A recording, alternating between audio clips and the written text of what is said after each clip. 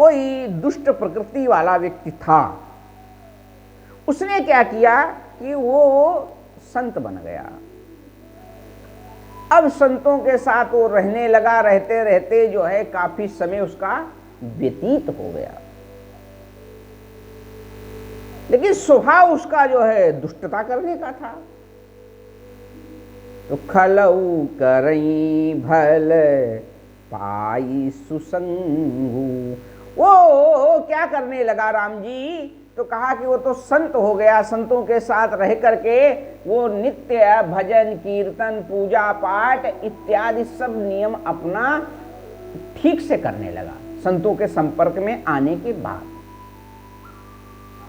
पर हुआ क्या कि जब सारे संत सो जाते तो जो उसके अंदर पूर्वत संस्कार थे, यानी कि जो पूर्व उसकी प्रवृत्ति थी कि खलऊ करई भल पाई सुसंगु, अब ये बात आ रही है, मिटई न मलिन, जो उसका गंदा स्वभाव था वह मिटता नहीं है राम जी। तो कहा क्या हुआ, कहा मिटई न मलिन स्वभाव अभंगु। जब सारे संत सो जाते तो क्या करता, अपने स्वभाव, उसका जो पूर्वत स्वभाव था वह उदयमान हो जाता। वो कहता बहुत दिन हो गया तुमको साधु बने, अब कुछ इन साधुओं के बीच में भी आनंद लो, उनके अंदर कुछ खटपट पैदा करो। और फिर वो क्या करता, एक साधु का जो कमंडल होता वो दूसरे के पास रखाता और दूसरे का तीसरे के पास रखा, यानी कि वो एर फिर करने से बाज नहीं आता। संत लोग जब प्रातः उठते तो अपना अपना जब दंड कमंडल खोजने लगते तो देखते कि यहाँ है वहाँ है, तो आपस में ही सीताराम वो लड़ने झगड़ने लगते थे। तो हुआ क्या राम जी, तो खलऊ करई भल पाई सुसंगु, मिटई न मलिन स्वभाव अभंग। स्वभाव व्यक्ति का अभंग होता है, वो मिटता नहीं है। वो सत्संग पाकर के दब तो सकता है, लेकिन यही अगर हरिजन होता है, कोई भगवत भक्त होता है, अगर उसका स्वभाव अच्छा भी है, उसका स्वभाव अच्छा है और उससे कहीं अपराध हो गया समय की मर्यादा से, क्योंकि समय किसी को छोड़ता नहीं है। एक गाना आया था, गीत आया था कि वक्त का हर्षे गुलाम और वक्त का हर्षे पे राज। टाइम, काल किसी को नहीं छोड़ता है। समय किसी का भी अच्छा आ सकता है और समय किसी का भी बुरा आ सकता है।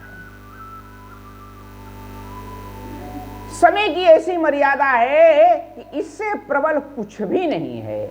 आज जो राजा है वह कल रंक हो सकता है और आज जो रंक है वह कल राजा हो सकता है। इस समय की मर्यादा है।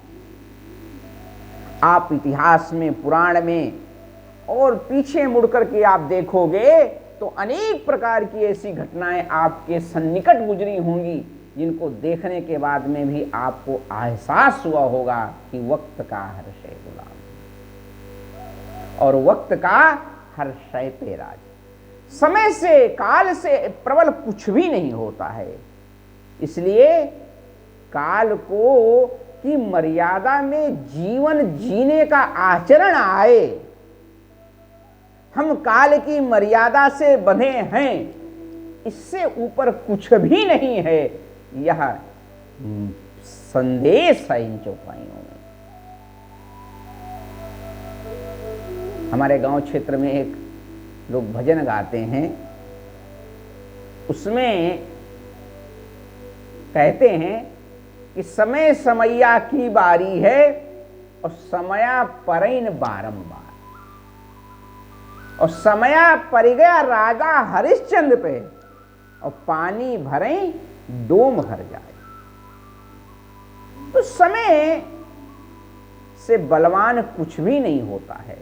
कालो जयति भूतानी, एक काल सबको जीत लेता है। कालम जयति भूतानी, और काला संघारते प्रजा। कालो जेति भूतानि और काला संघारते प्रजा। काला स्वप्ने च जागृति कालो ही दुर्क्रमः। ये काल जो है बहुत क्या है, कहा दुर्क्रम है, इसको जीता नहीं जा सकता राम जी। तो कहा काल से जीतता कौन है? कहा आप कहते हो अपने जीवन में कि मेरा समय नहीं ठीक चल रहा है, मेरा राम जी समय अच्छा नहीं चल रहा है, ऐसा हमारे आपके अंदर विचार आता ही है। तो समय भी कहता है आपसे, जैसे आप चाहते हो, आप समय से अपेक्षा करते हो कि समय आपका ठीक रहे, ऐसे समय भी आपसे अपेक्षा करता है कि आपका सारा काम समय पर हो। जो अपने जीवन में समय की मर्यादा का सम्मान करता है, समय की मर्यादा को बना करके रखता है, उसका कभी भी समय प्रतिकूल नहीं आता है, उसका सदैव समय अनुकूल रहता है। एक बात। दूसरी बात, आप यदि अपने जीवन को ठीक करना चाहते हो तो प्रत्येक कार्य समय पर करने की आदत डालनी पड़ेगी। अगर हम प्रत्येक कार्य को समय पर नहीं करते हैं तो हमारा जीवन अव्यवस्थित हो जाएगा। हर एक चीज समय की मर्यादा में, हर व्यक्ति, हर क्रिया और हर एक चीज समय की मर्यादा में ही बंधी है। इसलिए कालो जेति भूतानि काला संघारते प्रजा। कालो जेति भूतानि, इस काल से ऊपर कुछ भी नहीं है। वक्त का हर्षे गुमा, तो काल स्वभाव कर्म बरियाई, भले प्रकृति बस चुकई भलाई, और सो सुधारी हरि जन जी मिले ही, दलि दुख दोष विमल जसुले ही। लेकिन इसके ठीक विपरीत, खलऊ करई भल पाई सुसंगु, और मिटई न मलिन स्वभाव अभंगु। ये जो स्वभाव है ये जन्मजात होता है, परिस्थिति जन्य होता है और ग्रहजन्य होता है। इसलिए व्यक्ति को सदैव अपने स्वभाव ना बिगड़े, इसकी चिंता करते रहना चाहिए। हम अपने स्वभाव की काउंसलिंग करते रहें, उसका बार बार निरूपण कर, उसका बार बार उसका अनुसंधान करते रहें कि हे ईश्वर मेरा स्वभाव ठीक बना रहे, मेरे स्वभाव में किसी प्रकार की गिरावट और मिलावट ना आए। हम हरिजन बन करके आपकी शरण में हैं।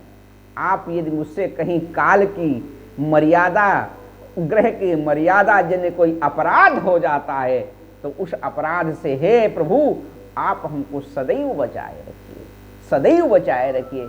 ऐसी नित्य प्रार्थना अपने जीवन में अगर हम जोड़ते हैं तो हमारा जीवन मंगलमयी होगा, इसमें कोई संदेह नहीं है।